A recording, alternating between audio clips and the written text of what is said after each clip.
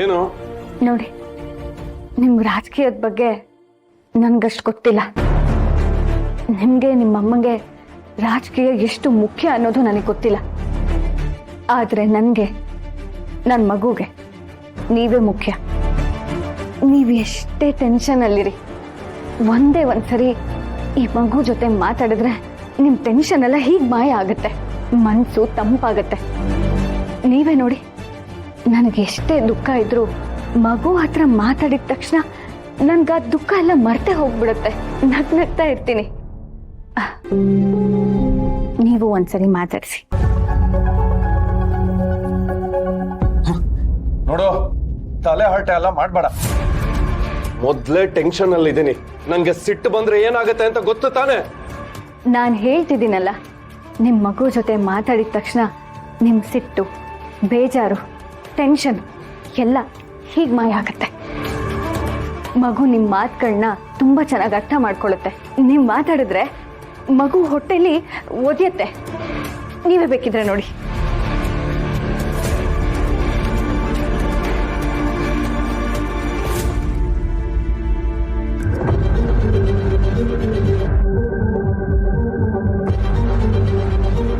ಪಾಪು, ಇಲ್ಲಿ ನೋಡು, ನಿನ್ನ ಮಾತಾಡ್ಸಕ್ಕೆ ಯಾರು ಬಂದಿದ್ದಾರೆ ಅಂತ.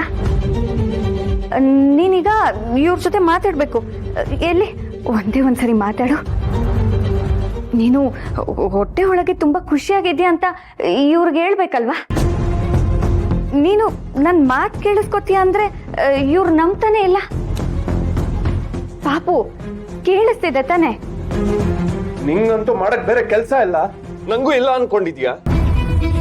ನಿನ್ನ ಮಾತು ಹೊಟ್ಟೆಲಿರೋ ಮಗು ಕೇಳ್ಸತ್ತಾ? ತಲೆ ಕೆಟ್ಟಿದೆ ನಿನ್ಗೆ. ಈ ಮಗು ನೆಪ ಹೇಳ್ಕೊಂಡು ನನ್ನ ಹತ್ರ ನಾಟಕ ಆಡ್ಬೇಡ. ಇಲ್ಲ ರೀ, ನಾನ್ ನಿಜ ಹೇಳ್ತಾ ಇದ್ದೀನಿ. ನನ್ ಮಾತನ್ನ ನಂಬಿ ಇನ್ ಒಂದೇ ಒಂದ್ಸತಿ ಮಗುನ ಮಾತಾಡ್ಸಿ. ಯಾಕೋ ಏನು ಮಾತಾಡ್ತಾ ಇಲ್ಲ. ನಿನ್ ಎದುರಿಗಿರೋದು ಯಾರು ಅಂತ ಗೊತ್ತಾಗ್ತಾ ಇಲ್ವಾ ನಿನ್ಗೆ? ಇವರು ನಿಮ್ಮಪ್ಪ.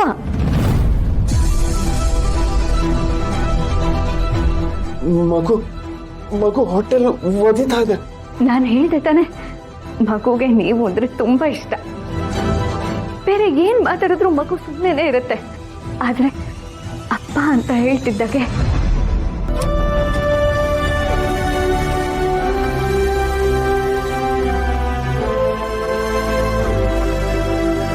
ಹೇಳೋ, ಮಗು ಒದಿತದೆ.